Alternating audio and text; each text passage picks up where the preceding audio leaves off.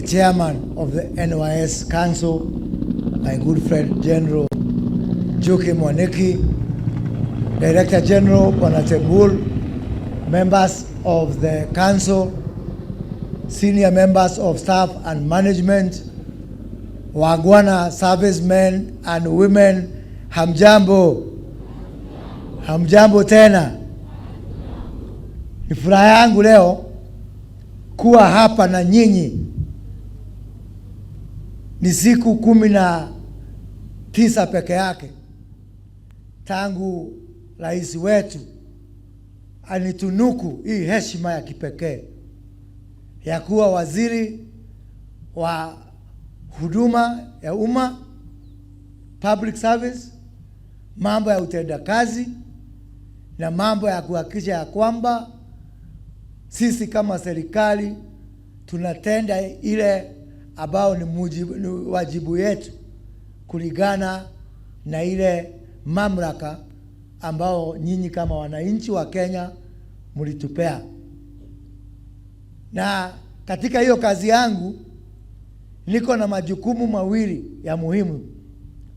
Ya kwanza ni kuhakikisha ya kwamba wafanyakazi wote ambao maslahi yao, mshahara yao, matakwa yao yanagharimiwa na mtu ambaye analipa ushuru katika taifa letu la Kenya, anawajibika na ako na kiwango cha utendakazi kama vile ambao wananchi wetu wanatutegemea.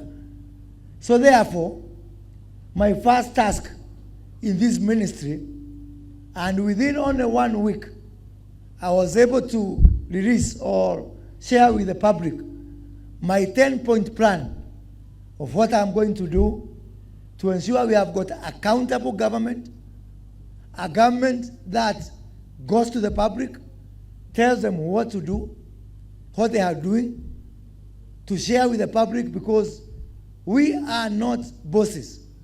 We are servants. And as I've said before, a lot of us confuse. We call ourselves public servants, but we are actually people in public employment. There is a difference. There is a difference between in public employment, and there is a difference between being a public servant who is giving public service.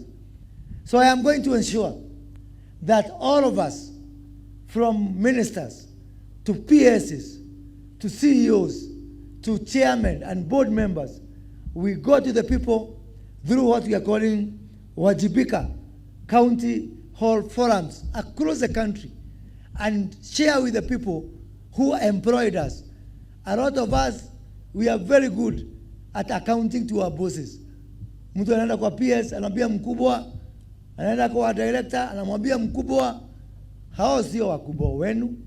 Wakubwa wenu ni raia ambao wametupea kazi na wametupea hiyo privilege ya kuwatumikia wakati huu. And so therefore, it is my priority to ensure that I take the government to the people, so that the people who have that privilege of serving in government go to our employers, go to our bosses, and tell our bosses, this is what we are doing for you. In doing so, also we have to ensure that we also measure ourselves. I have a performance contract with the president. The PS here has a performance contract with me. And all the people working, including the director here, have a performance contract with the PS. All the way to the bottom of the 900,000 people who work for the public service and who are paid by Kenyan taxpayers. Ladies and gentlemen, today, 900,000 Kenyans, they are the ones who are responsible for what we call the expenditure by government, the recurrent expenditure. And the third thing is that our current recurrent expenditure stands at 52% of our tax collection. So 52% of our taxes is consumed by these wadosi here. 900,000 of them. Taxes paid by 54 million Kenyans. And I'm asking, it is time we open that discussion of whether there is social justice when 900,000 people consume 52% of taxes raised by 54 million people. We owe those people a debt of gratitude, but how to pay that debt is by ensuring that we subscribe to the highest levels of performance, commit ourselves to deliver on time, to deliver on cost, and to deliver qualitatively, because that is the least that Kenyans expect of us. It is not a favor that we are doing to Kenyans. It is Kenyans who have done us that favor and that privilege to serve them at this particular time.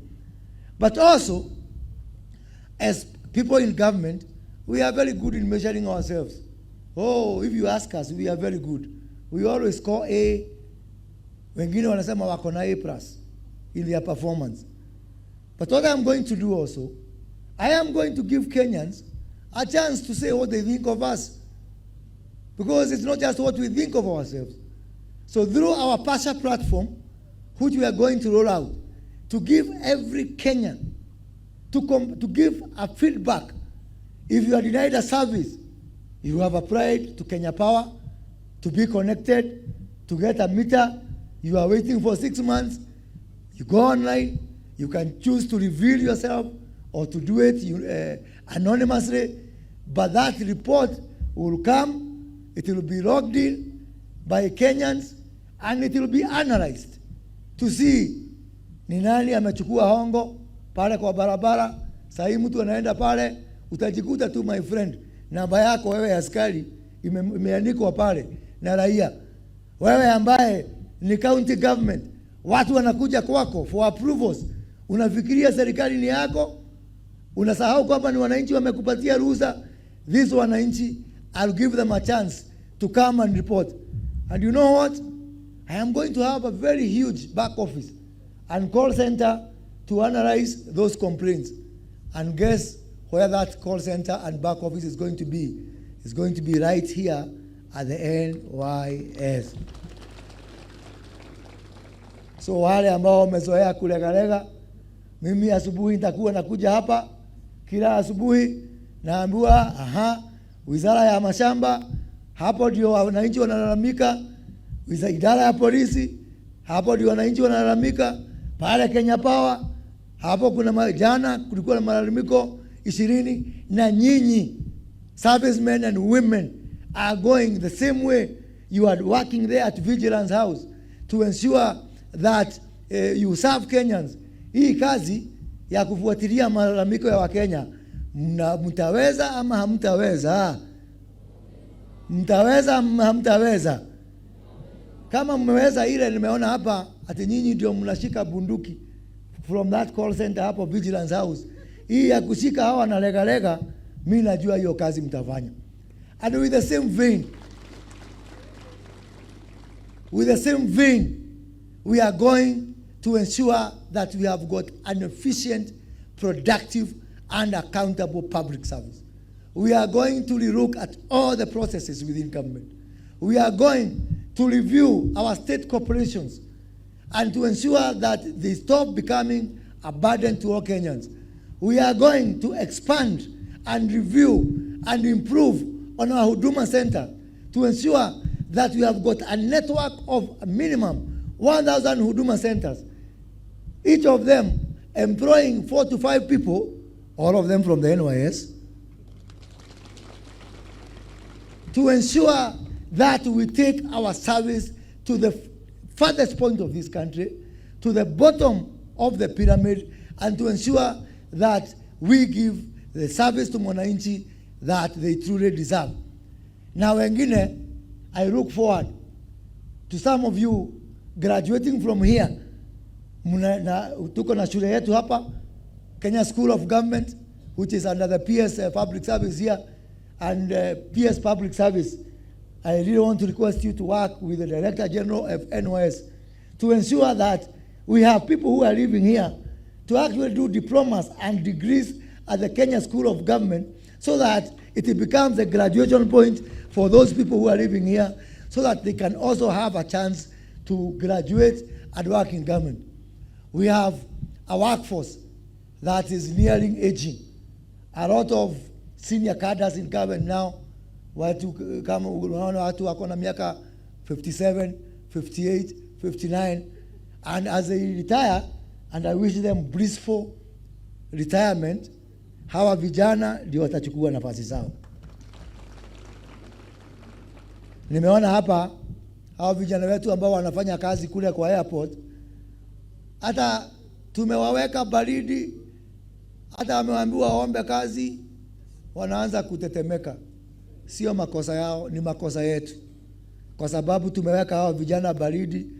Now they have stopped believing that it is possible. But you have seen the case of Anthony here, a man who today is self-employed, who passed through this service. You can do it. And I want to tell you something. I was part of this NYS when during 2015 we created the new vision under the first Jubilee government. Na ijapokuwa mambo ilienda mrama, hiyo ndoto, it was a sound dream. And as a part of those people who created that dream, mimi niko hapa kama bazuu sasa kuensure ya kwamba tunarudisha hii NYS katika ile ndoto tulikuwa nayo 2015. Hii NYS imeniletea kisirani. Hii NYS imeniletea shida. Unajua nyinyi, hata hii gwaride nimekuagua hapa, ile nimekagua, nimeona ni spade, ni ile instrument mnatumia kufanya kazi. Siku moja nilikuwa mbunge huko kwetu Gatundu, tukaenda na hii vifaa yenu. Sasa mimi nikaambiwa ati mimi niko na militia. Sasa mimi nikapelekwa kotini, ilinichukua miaka 4 kwa hiyo kumaliza hiyo kesi pale kotini juu ya NYS. Sasa wale walinishika, mimi niko hapa na mimi ndio bazuu. So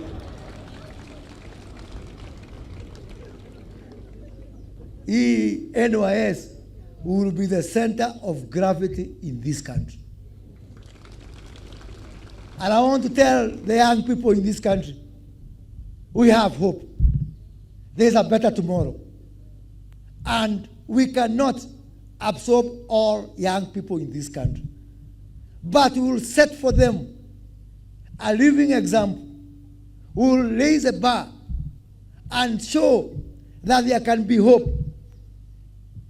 Vile Biblia inasema kazi ni mingi, wafanyikazi wako wapi? Ndio wako wachache. Na mimi leo niko hapa kuanza ukurasa mpya ya kuhakikisha ya kwamba hii idara ya NYS, ukiamuka asubuhi kama ni Mkenya, ile inakukuta kwa breakfast ni NYS, mchana ni NYS, lunch time ni NYS, afternoon ni NYS, dinner ni NYS. Ukianza kuota ndoto ya kwanza ni NYS. Director General ametuambia juu ya zile nguzo 4 mko nayo. Na hiyo nguzo ya kwanza, the first pillar, the pillar of paramilitary training. Because we have to produce men and women who are fit for purpose for the journey that we want to take this country forward. That journey will come from discipline. We cannot build a country of indisciplined people. And the NYS is going to be a central pillar of that discipline. Let me say this. Once we put the discipline in place, we also have to ensure that there is order. Because discipline is useless without order. And that is why we have something we call regimentation. That other than giving paramilitary service, we are also going to ensure, and we are already doing that, we organize you into your regiments, into your squadrons, all the formations that we have. Why we have that regimentation is because what we have shown is if you walk alone, you can walk very fast. But if you walk with others, you can walk very far. So using our regimentation, working together, resocializing ourselves, getting the right values, we can be assured that we can be that engine and that catalyst that reconfigures the moral fabric of this nation. Because we try to do many things, but until we reconfigure our value system, until we reconfigure our moral fabric, then we are not going to achieve much as a country. The second pillar is a pillar of national service. I have seen here, you are in Vigilance House. I have seen here, you are at the airport. I have seen here, you are doing tree planting. Now, hiyo ni kiojo peke yake. Kutoka wa leo, mimi ndio waziri ya public service yote. Na mimi ndio chief marketing officer ya NYS. Na nitaingia kwa hizo maofisi zote. Kabla uchukue guard wa kuchunga hiyo building kutoka kwa kampuni private, kwanza ukuja hapa NYS. Nikikuja hapa, nikienda kwa wizara ya environment, nikute watu ambao sio NYS, mimi kwanza simu ya kwanza napigia huyu DG. Namuuliza DG, huyu waziri Soipan amekuuliza vijana wa kuhudumu pale kwa environment? Kaniambia hapana. Mimi naingia kwa rais, hiyo ni kesi.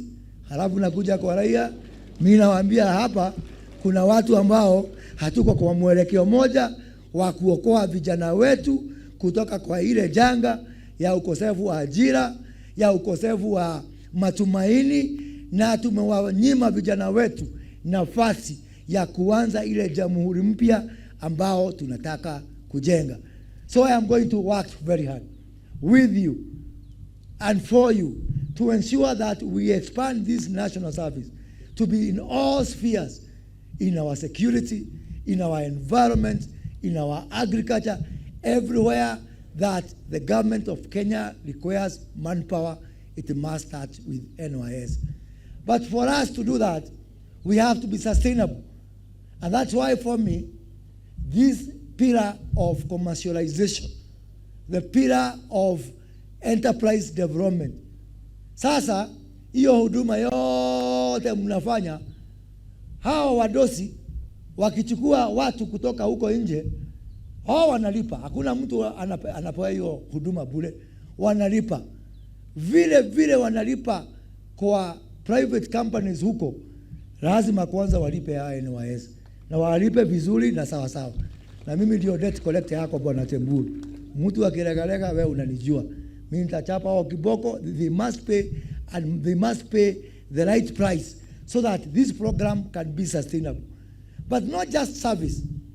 We are working under the instruction of His Excellency the President to create a company to be known as NYS Enterprises that is going to compete with other companies to build roads, to build houses, to carry out agriculture, even to do mining. And I know we have the equipment here which we have to ensure you are using optimally. I know we are going to do a better job than those other people. Ama hamtaweza, si ndio? Na sio tu kwa serikali. Mimi naona nitaingia mpaka kwa private sector. Kuambia private sector, you will enjoy better value for money by working with the NYS. We can do a much better job. We can save you money in the long term if you work with disciplined people. We work with people who have got the right socialization. We work with people who have got better work ethics and better values. A disciplined worker is a better than somebody you train from zero. Si mtaweza hiyo kazi? Si hata ya bouncer nienda niwatafutie, si hata hiyo mnaweza jamani. Nitaingia mpaka huko kwa private sector kutafutia hao vijana kazi. Na sio tu hapa. It's not just here locally. Mimi ni mtu nimetembea sana hii dunia. Katika hiyo kazi yangu, hapo zamani nimetembea, katika mwaka moja umepita, nimetembea nchi karibu 40. Na mimi najua hata kama hii Kenya tuko na shida ya ajira hapa Kenya, we have got plenty employment opportunities outside this country. The biggest supplier of manpower outside this country will be NYS. Kama vile nimwambia mimi ndio chief marketing officer wenu, nitatembea huko kwa Mchina, niwaambie we have people who can work in China. They are called NYS. Nitaingia kwa Mwarabu, wako na nafasi mingi sana za kazi. Na mimi hao nawaelewa sana. Nitavutie nyinyi kazi. And not just employment to go and work there. That company, NYS Enterprises, is going to ensure that we can be able to go abroad, take up short-term contracts, hata pale kwa wanajeshi wa nchi zingine. Tuko na makampuni. Kuna kampuni moja huko Amerika, mimi naonanga nikienda huko kwa Warabuni, inaitwa Halliburton. Halliburton is a military contractor. Halliburton undertakes for the US Army contract mpaka hapa Somalia, mpaka huko Iraq. Kwani NYS hawezi kuchukua hiyo kazi? Tutawaonyesha vumbi, my friend. Tutakanyangana hapo hapo. So mine is to ensure that I go all over the country, out in oil and gas, in military services, in industrial projects, and ensure that NYS Enterprises become a contractor of choice locally and internationally. And I want to tell our county government, and I want to tell our members of parliament, please, now because we are going to put in place a policy of government to government working, instead of those lengthy procurement procedures, you can just come here under a government to government framework. Hizo mahospitali mnajenga kwa counties zitajengwa na NYS. Hizo manyumba, hizo mashule, hizo ma ECD, these people are going to make it under G2G.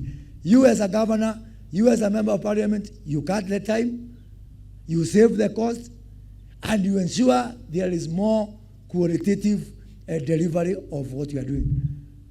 Vijana, wacha niwaambie, kuna matumaini. Na sio nyinyi peke yenu. Hata vile vijana wako nyumbani. Na mimi nataka kushukuru rais kwa kunipatia hii nafasi kutumikia vijana. Hawa vijana. Hii vijana nikiwatumikia, sio tu kama hii serikali yetu itapewa idhini mpya na mpiga kura.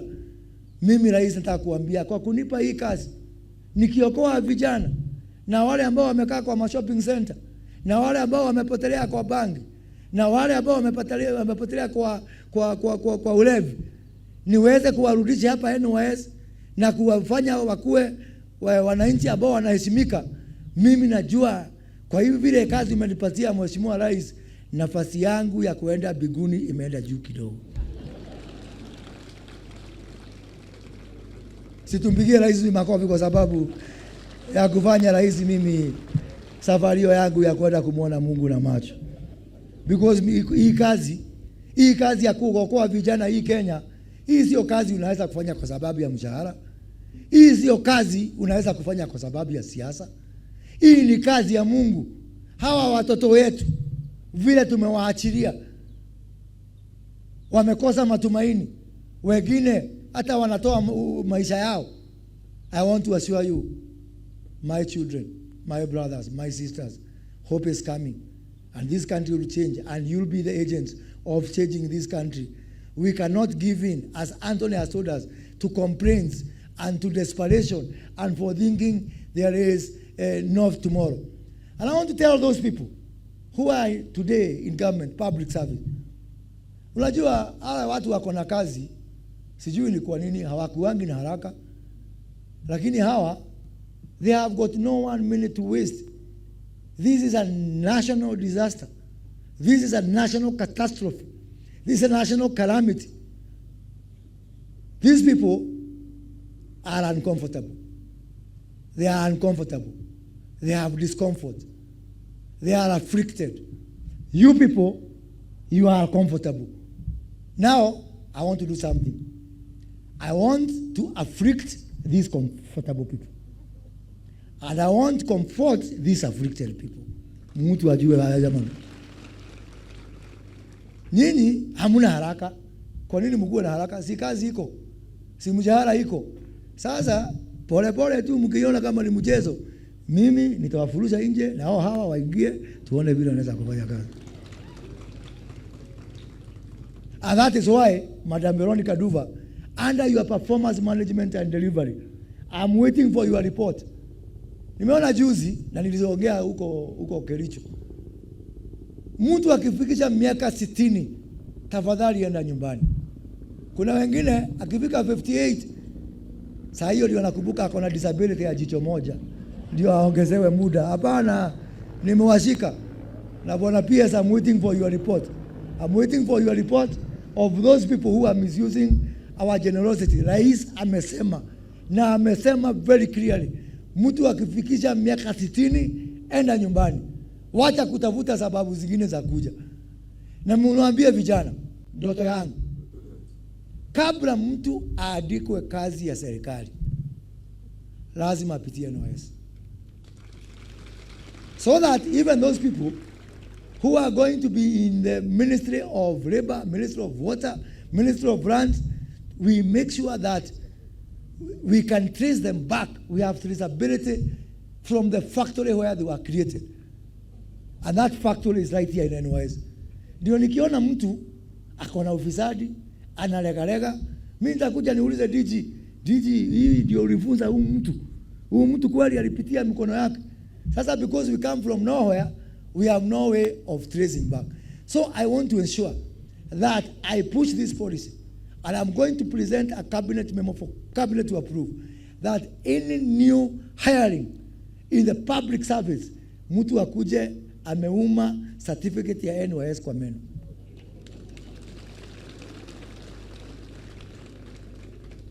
Vile vile, juzi mliona tulikuwa na recruitment ya jeshi. Tukasema wale wako na NYS tumewapatia nafasi zilikuwa ngapi? 300 kwa jeshi. Wale watu walitokea interview walikuwa 10,000. Jamani, hiyo siku mimi nililia machozi jamani. Kasema Mungu, kwa niaba ya wale wote ambao wanakudanganya tuko kazi na tunaachilia vijana wako, Mungu nisamehe na utufungulie hata kama ni kapengo kadogo tu kuingia ufalme yako, kwa sababu itakuwa ngumu. Tumekosea. When it takes 10,000 people to come for 300 jobs, we have a lot of work to do. Na mimi vijana, mimi nataka mfanye yenu. All I'm asking from you, please let us stop negativity. Let us avoid desperation. Hawa na wale wako kazi, they can afford kukaa kwa Twitter kila siku wakilia, because wako na mshahara. Nyinyi mnajiunga, hiyo time ya kulalamika hata utatoa wapi jamani? Survival, day to day survival is a full-time job for you. So you cannot join those other people on Twitter, wapi, on TikTok, mambo ni mbaya. Ni sawa, hiyo ni haki yao. Sisemi wasilalamika, waendelee kulalamika, but you don't have that privilege, and neither do I. Jameni, tujiunge katika two camps. Mimi na hawa viongozi tuko nao hapa, na nyinyi tuanze kutengeneza nafasi za makazi. Tutengeneze vijana nafasi za makazi. Wale ambao Mungu amewabariki na wako na kazi, waendelee hapo. Na nishukuru rais pia, kwa sababu siku 10 ilipita alituita na huyu PS na watu wengine na viongozi wetu wa usalama. Sababu ya ile ilitokea, I want to tell you the president was very depressed by that incident of 300 jobs and 10,000 people. Sasa vijana, sababu mimi siwezi kuja hapa mkono mtupu, niko na habari mzuri. Nimesukuma na rais amesukuma, tumeshikana. Nataka kuambia kwamba mwaka huu, the remaining part of this year, and I have this commitment from my good friend Jafet Koome, the Inspector General of Police. Najua lazima I clear with him before I say. So I have cleared, because if I don't clear niseme mtakuja kuniletea uji pale Ruaraka Police Station. Sasa Bwana Koome ameniambia niwaambie tumefisikizana chini ya amri ambao rais alitupea, na jana usiku tulikubaliana ya kwamba the next intake in the next 2 months for the National Police Service of 3,000 police officers will be recruited exclusively from the National Youth Service.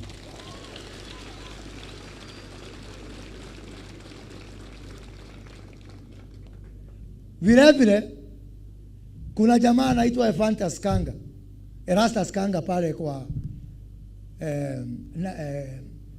Kenya Wildlife Service. Mnajua wale watu wa askari wa nyama porini.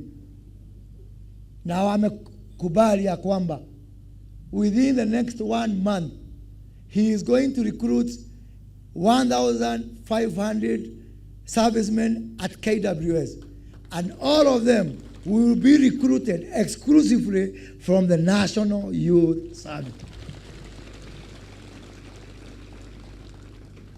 Jamani, kazi iko ama haiko? Matumaini iko ama haiko? Na hiyo tu ni kiojo, hiyo ni kuanza. Hapo mbele kijana, kama uko nyumbani unangojea sijui kazi ya jeshi, kazi ya polisi, kazi ya rangers, kazi ya msitu, my friend, start making your way to Ruaraka. Start looking for the enrollment. Tuko na mpango ya kwamba hata hawa paramilitary mwaka huu ukifika January we are recruiting, ile recruitment nyingine tulifanya 10,000. Ikifika January we are recruiting 15,000. And I know before the end of the financial year in July tutafanya kazi na DG na PS tuongeze facility, hata kama ni kuweka tu hapo magonia hakuna shida, bora ni kazi tuweze ku recruit another 5,000, because in this year financial year 2023-2024 we are going to recruit 20,000 service men and service women. Mwaka ujao 40,000, mwaka ingine 60,000, mwaka ingine 80,000. By 2027 100,000 watakuwa katika hii service. Si hapo ni poa jameni? Si tuko sawa hapo? Na hiyo tu ni kazi ya servicemen. Ile ambayo mimi naenda kutafutia hao vijana kwa serikali, kwa private sector, huko ngambo, it is going to be an ecosystem of 1 million jobs. Vile nirudia vile nimesema, either young man, young woman, either you are in NYS or you are nowhere. Tafadhali Google map ya Kenya itakuwa NYS.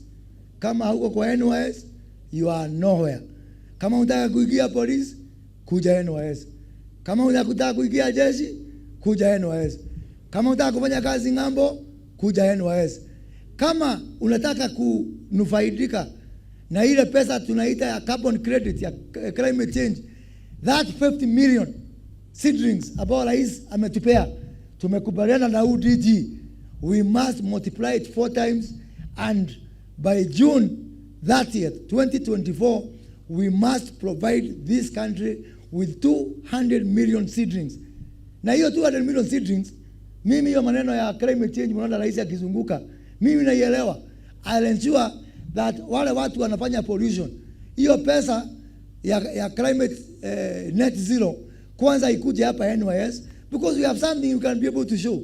So the biggest center for carbon trading in this country will be NYS, because what we are doing in terms of protecting the environment, in terms of the mitigation, is something we can be able to see.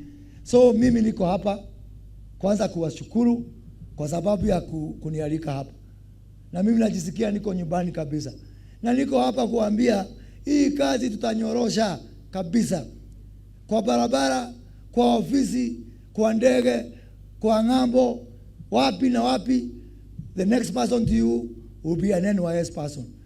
And because of that, even when you leave this service, you can be able to know that you will be able to get good skills.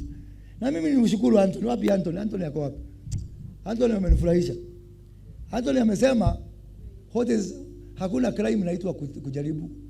In fact, amenikumbusha story moja ya mtu anaitwa Bill Gates, nikimalizia. So siku moja Bill Gates alikuwa anafanya interview. Alikuwa anataka kuandika managing director wa Microsoft huko katika Eastern Europe. Sasa kuitana na interview, watu 10,000 wakatokea, ni kama wale wa NYS walienda pale kwa jeshi. 10,000 of them. Sasa Bill Gates akashindwa, hawa watu nitawachuja namna gani?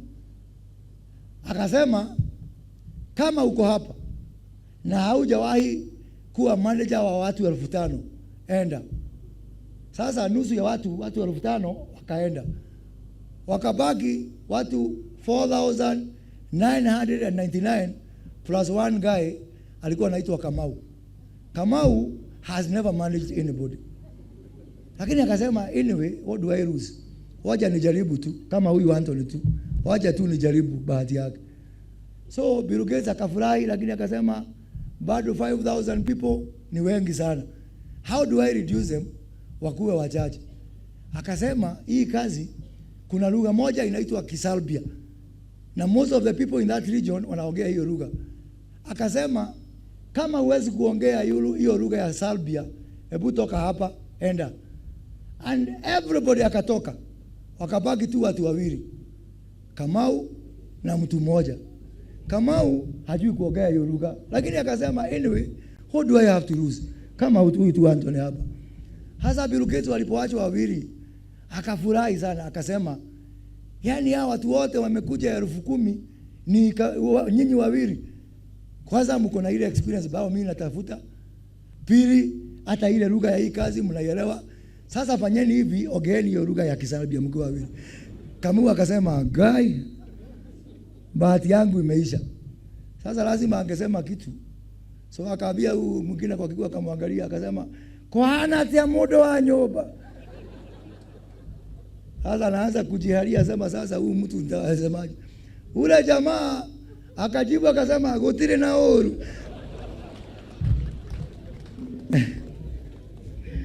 So hiyo spirit yako Anthony ya kujaribu ilipeleka Kamau mbali, na Kamau mpaka sasa anafanya huko Eastern Europe kwa sababu ya kujiamini. Kwa hivyo vijana tujiamini. Vijana tujiamini. Na Mungu atakubariki. Hata I like what Anthony has said. Huyo mtu wa C ndio ataandika huyo mtu wa A. Na sisemi mtu asipate A, lakini hiyo bidii yako na hiyo C yako, jamani, utakuwa unaandika mtu wa A anasema kuja hapa, anakuja na kupigia saluti sababu ya kujiamini. Mjiamini, fanya kazi kwa bidii, believe in the right things. I do my bit, government does its bit. We have nothing but total and divided support and commitment from the President of the Republic of Kenya and the Commander-in-Chief of the Defense Forces that we must do whatever it takes to ensure that our young people become the drivers, become the owners that will drive this country forward. Mungu awabariki, Mungu awalinde. I will be a regular daily future here tukifanya kazi pamoja. Asanteni sana. Naomba sote tuweze kusimama tafadhali wakati mgeni wetu wa heshima Mheshimiwa Waziri